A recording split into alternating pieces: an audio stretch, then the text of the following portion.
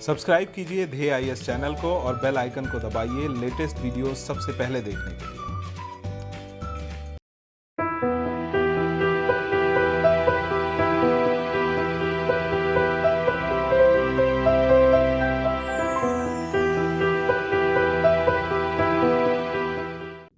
नमस्कार, मैं सुनील वर्मा ध्येय आईएएस टीम की ओर से आपका स्वागत करता हूं ध्येय टीवी पर। हम बात करेंगे करंट अफेयर्स के एक बहुत ही इम्पोर्टेंट और चर्चित टॉपिक जिसका नाम है शस्त्र व्यापार संधि। देखेंगे आखिर यह आर्म्स ट्रेड ट्रीटी क्या है और क्यों चर्चा का कारण बनी हुई। आइए हम बात करते हैं अपने टॉपिक पर। इस समय आप अफ्रीका महाद्वीप को ले लीजिए, एशिया महाद्वीप को ले लीजिए, दक्षिण अमेरिका को ले लीजिए और उत्तरी अमेरिका वाले क्षेत्रों में भी कुछ देशों को ले लीजिए। वहाँ पर आंतरिक सशस्त्र संघर्ष आपको खुलेआम दिखाई देगा। हर जगह सामूहिक हिंसा किसी न किसी क्षेत्र में हो रही है और इस सामूहिक हिंसा और संघर्ष की वजह से लोगों का बड़ी मात्रा में विस्थापन हो रहा है। आप सीरिया से लेकर पूरा मध्य पूर्व वाला क्षेत्र देखिए। आप अफ्रीका में अगर हमने बोको हराम का जो टॉपिक मैंने कवर किया था उसको आप देखेंगे तो आप समझ पा रहे हो हर जगह हर क्षेत्र में कुछ ना कुछ ऐसे संगठन हैं जो आतंकवाद का सहारा लेते हैं, जो हिंसा का सहारा लेते हैं और ये सभी जो गतिविधियां हैं इनके माध्यम से अंतर्राष्ट्रीय शांति प्रभावित होती है और शांति जो प्रभावित होती है इसको रोकने के लिए अभी तक हमने जो प्रयास किए हैं वो सब निष्फल नजर आते हैं। कुल मिलाकर जो आतंकवाद, जो अपराध और जो ये हथियारों की एक भागदौड़ है, लोगों तक इनकी आसानी से पहुंच सुनिश्चित हो पा रही है। इससे यह पता चल रहा है कि हथियारों का जो अंतर्राष्ट्रीय आदान प्रदान है वह बहुत व्यवस्थित नहीं हो पाया है आजकल, जबकि सब कुछ लेन देन पारदर्शी हो चुका है, काफ़ी कुछ डिजिटल हो चुका है, एक एक चीज़ का हम पता लगा सकते हैं। लेकिन इसके बावजूद आतंकवाद अगर जिंदा है तो उसके पीछे का कारण है कि आतंकवादियों का हथियारों तक पहुंच। और वर्तमान समय में अगर देखा जाए तो आतंकवाद को चलाने वाले जो संगठन हैं उनकी तो बात छोड़ दीजिए, छोटे छोटे जो ग्रुप होते हैं, आपराधिक संगठन होते हैं, उनके पास आपको मॉडर्न टेक्नोलॉजी वाले हथियार मिल जाएंगे। इससे ये पता चलता है कि जिसके पास धन बल है वह हथियारों को कहीं से भी प्राप्त कर सकता है और वह अंतर्राष्ट्रीय और राष्ट्रीय नियमों की धज्जी उड़ा सकता है। इसी बात को समझते हुए वर्ष 2006 में संयुक्त राष्ट्र महासभा ने यह खुद स्वीकार किया कि जो हमारे पास हथियार हैं इनका जो हस्तांतरण होता है उसके लिए कोई एक सामान्य अंतर्राष्ट्रीय मानक हमारे पास नहीं है और इस प्रकार के मानक की आवश्यकता है जिससे दुनिया भर में जो सशस्त्र संघर्ष होते हैं, लोगों का विस्थापन होता है, आतंकवाद को जो बढ़ावा मिलता है, इसको रोका जा सके। इसको रोकना इसलिए जरूरी है क्योंकि सामाजिक आर्थिक विकास और वैश्विक शांति के लिए खतरा उत्पन्न करते हैं। इन्हीं समस्याओं को देखते हुए यूनाइटेड नेशन की महासभा ने हथियारों के हस्तांतरण हेतु एक सामान्य अंतर्राष्ट्रीय मानक की स्थापना करने का एक प्रयास किया और इसके लिए एक संधि स्थापित करने की आवश्यकता महसूस की। चूंकि यहाँ पे संगठन है यूनाइटेड नेशन जिसके पास सभी विकल्प खुले हैं, इसने कई बार बैठकें की, विभिन्न सम्मेलनों का आयोजन किया और इस तरह से एक रूपरेखा तैयार की गई और यह रूपरेखा क्या थी? आर्म्स ट्रेड ट्रीटी, इसको हिंदी में शस्त्र व्यापार संधि के नाम से जानते हैं और इसको संयुक्त राष्ट्र महासभा ने 2 अप्रैल वर्ष 2013 में इसको अपना लिया और यह जो संधि है आर्म्स ट्रेड ट्रीटी, जिसको ATT के नाम से भी जानते हैं, 24 दिसंबर वर्ष 2014 को यह लागू हो गई। लागू होने का मतलब यह है कि जो भी सदस्य देश इसमें शामिल हैं वह मानक उनके लिए तय कर दिया गया कि जब भी आप शस्त्र व्यापार करेंगे अर्थात आर्म्स का ट्रेड करेंगे तो आपको इन संधियों का पालन करना है। अब तक 130 देशों द्वारा इस संधि पर हस्ताक्षर किया जा चुका है और लगभग 103 देशों ने इसे लागू कर दिया है। अब प्रश्न आएगा कि आखिर इस संधि में हुआ क्या है। तो देखिए क्या है, आर्म्स ट्रेड ट्रीटी जिसको हम शॉर्ट में ATT के नाम से जानते हैं, एक बहुपक्षीय अंतर्राष्ट्रीय संधि है। बहुपक्षीय मतलब एक कोई संगठन नहीं है, कोई एक देश नहीं है, अंतर्राष्ट्रीय रूप से सभी देश जो इसके हस्ताक्षर करता है उसमें शामिल हैं और इनको कहा जाता है कि जो भी अंतर्राष्ट्रीय व्यापार होगा हथियारों का उसको विनियमित करने के लिए हमने जो नियम बनाए हैं इनका आपको पालन करना होगा। पालन करने के लिए क्या है, सबसे प्रमुख उद्देश्य इस जो संधि है इसका यह रखा गया है कि कभी भी कोई भी देश, कोई भी सदस्य देश घातक हथियारों को अपराधियों या मानवाधिकार के उल्लंघनकर्ताओं या जो संघर्षरत समूह हैं कई बार आपने देखा होगा एक देश के अंदर कुछ ऐसे राइवल ग्रुप, ऐसे संगठन उभर जाते हैं जो कि क्या है हिंसा का सहारा लेते हैं, तो इन तक हथियारों की पहुंच नहीं सुनिश्चित होनी चाहिए, यह पहली शर्त रखी गई है।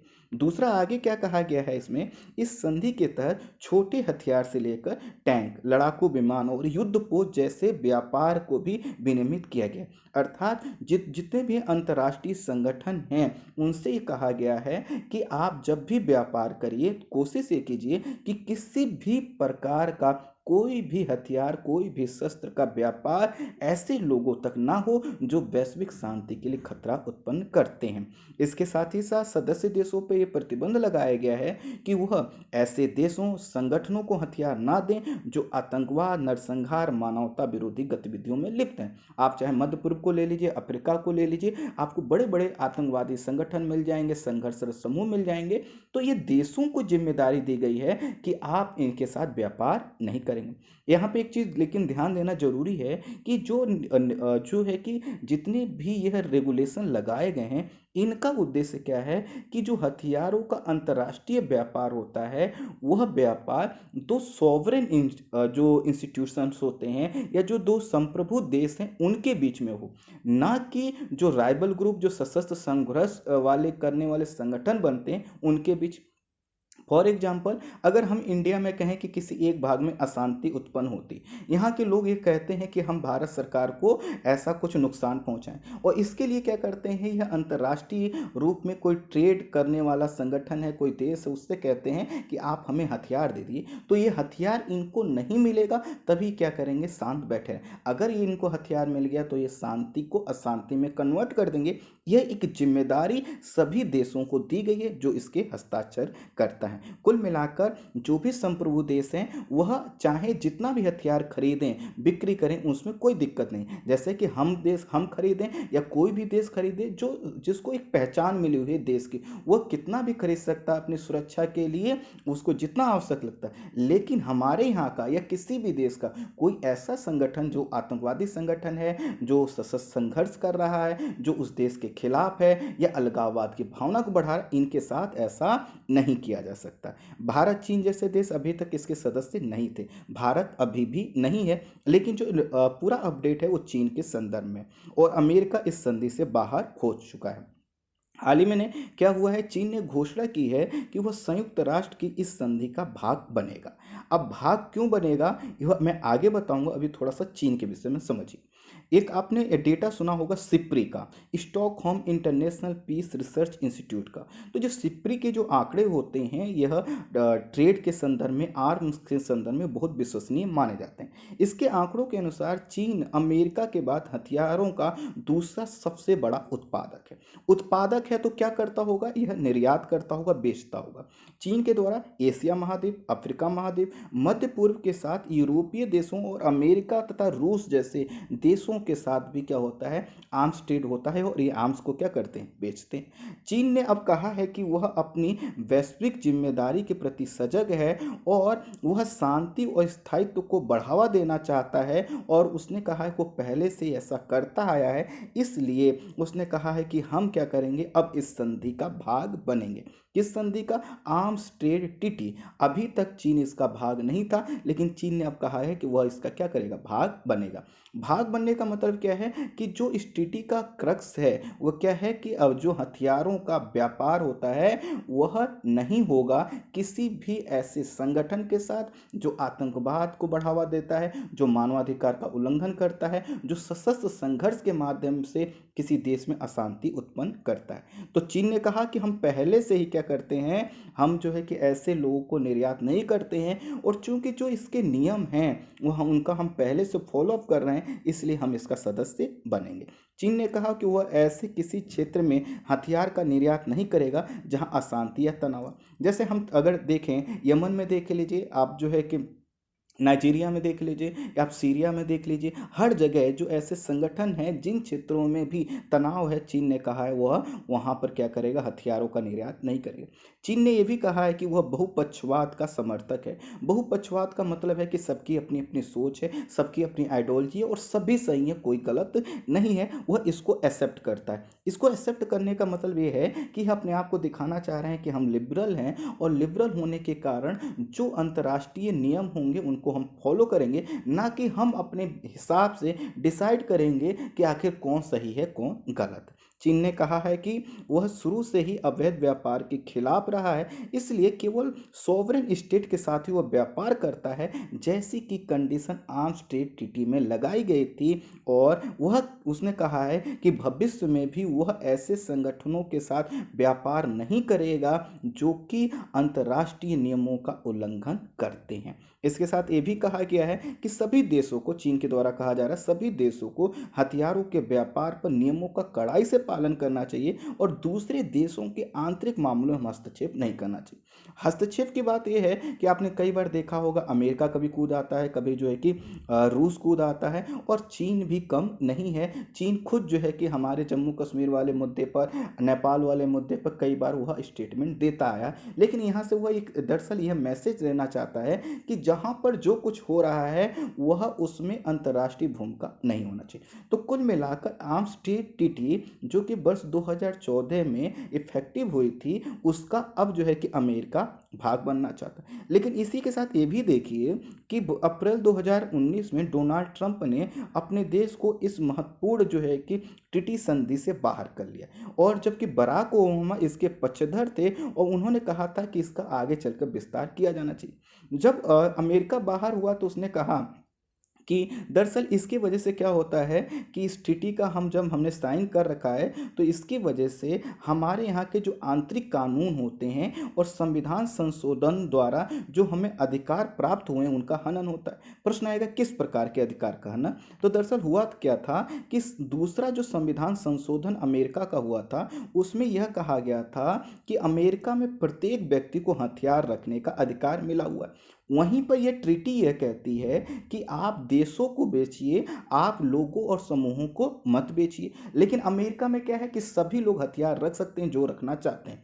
अगर आप वहाँ पे जो कि कुछ क्षेत्र देखिए, जो जंगल वाले क्षेत्र हैं, जो डेजर्ट वाले क्षेत्र हैं, जो घास वाले क्षेत्र हैं, वहाँ पर आप देखिए तो वहाँ पे बहुत बड़े बड़े समूह रहते हैं और बहुत बड़े बड़े फार्म कृषि करते हैं और उनके पास हथियारों का जखीरा होता है। तो अमेरिका का कहना है कि हम उनको नहीं बेच पा रहे थे, इस वजह से हम क्या हो गए, बाहर हो गए। लेकिन इसके पीछे मेन जो कारण है वह है अमेरिका में जो हथियार उत्पादक लॉबी है, अर्थात जो हथियारों का निर्माण करते हैं, वह इस ट्रीटी का विरोध कर रहे थे। है क्या कि अमेरिका के पॉलिटिक्स में या कि वहाँ की ब्यूरोक्रेसी में जो सबसे ज़्यादा मजबूत लॉबी मानी जाती है, जैसे हर देश में कोई ना कोई लॉबी होती है जो कि सरकार को चलाती है, इसी प्रकार की एक लॉबी कहाँ की है, अमेरिका में, और वह कौन सी, हथियार निर्माता। यहाँ तक अब बराक ओबामा तक इसको कह चुके हैं कि हमारे यहाँ जो हथियारों का व्यापार होता है इसकी वजह से कई बार हिंसाएं होती हैं, कई बार लोगों की जान जाती है, बच्चों के हाथ में आ जाती है, बच्चे जो है कि गोली चला देते हैं, और यह गलत है। हमें आर्म्स ट्रेड ट्रीटी का पालन करना चाहिए, लेकिन ऐसा नहीं हुआ। अब बात आती है भारत पर, तो भारत ने भी वर्ष 2014 में अपना, जब यह इफेक्टिव हुआ तो अपना मत स्पष्ट कर दिया और कहा हम इसका भाग नहीं बनेंगे। भारत से पूछा गया क्यों नहीं बनेंगे, तो इसमें भारत ने कहा कि इसमें आतंकवादी संगठन और जो नॉन स्टेट एक्टर हैं, नॉन स्टेट एक्टर का मतलब यह है कि ऐसे संगठन जो समानांतर सरकार चलाना चाहते हैं, इनके नियंत्रण पर इसमें कोई सख्त कदम नहीं। जैसा कि मैंने आपको इस ट्रीटी के विषय में बताया, यह हकीकत है, इसके इसमें बहुत कुछ ऐसे कड़े प्रावधान नहीं है कि मान लीजिए किसी कोई देश इसका हस्ताक्षर करता है, जैसा अमेरिका ही मान लीजिए था पहले, और उसने किसी ऐसे संगठन को हथियार बेच दिया जिसको नहीं बेचना चाहिए था, तो अमेरिका का कोई कुछ कर नहीं सकता। जबकि अगर आपको अंतर्राष्ट्रीय नियमों का पालन करवाना है तो कहीं ना कहीं कड़ाई होनी चाहिए। अमेरिका, चूंकि इसमें साथ ही साथ ये भी कहा गया कि अमेरिका और जो है कि जितने अन्य देश हैं जो इसके सदस्य थे, अभी जब अमेरिका बाहर हो गया तब से, तो कई बार ऐसी कंडीशन आई कि जो है कि जो इसमें शामिल देश थे उन्होंने अंतर्राष्ट्रीय जो है कि रूप से आतंकवाद और जो है कि ऐसे संगठनों को हथियार बेचे जो कि मानवाधिकार का उल्लंघन करते हैं। तो इससे भारत का कहना ये है कि आखिर फिर इस संधि में शामिल होने का फायदा क्या। फिर प्रश्न यही आएगा, चीन ऐसा क्यों कर रहा है। तो चीन दरअसल इस समय क्या कर रहा है, अमेरिका के हर गैप को भरना चाहता है। वह अपनी अर्थव्यवस्था को अब बड़ा कर चुका है, तो वह अब एक अपनी पहचान हर जगह एक ऐसी मजबूत स्टेट के रूप में प्रेजेंट करना चाहता है जहां पर पहले अमेरिका खड़ा था। तो वह अपनी ये वैश्विक जिम्मेदारी को आगे बढ़ाकर यह कहना चाहता है कि अब हमारे पास लीडरशिप के वो सभी चीज़ें हैं जो यूनाइटेड नेशन मांगता है। और इस तरह से वो अमेरिका को काउंटर करने के लिए और साथ ही साथ अपनी वैश्विक छवि को बढ़ाने के लिए ऐसा कर रहा है। लेकिन समीक्षकों का कहना यह है कि इस प्रकार के आर्म्स ट्रेड ट्रीटी में अगर कोई सदस्य शामिल हो भी जाता है, अगर चीन जुड़ भी जाता है, तो तब तक इसका कोई लाभ नहीं मिलेगा जब तक कि इसके नियमों में परिवर्तन नहीं कर दिया जाता। और भारत इसी के कारण क्या है, इसमें शामिल नहीं है। तो कुल मिलाकर चीन का जो इस समय एक पूरा स्टैंड है वो ये है कि वह इसका भाग बनकर एक मैसेज अमेरिका को देना चाहता है। लेकिन हाँ, अमेरिका ने जो किया कि इससे बाहर हो गया हुआ, वह ठीक नहीं था, क्योंकि अमेरिका अगर इस पे रहता, इससे जुड़ा रहता, चूंकि वो हथियारों का सबसे बड़ा उत्पादक है, तो इससे क्या होता, कहीं ना कहीं भारत भी जुड़कर इन नियमों का कड़ाई से पालन करवाता, तो जिन क्षेत्रों में, जिन देशों में आतंकवाद को पोषण मिलता है उसको रोका जा सकता था। इस वीडियो में इतना ही। Thank you so much.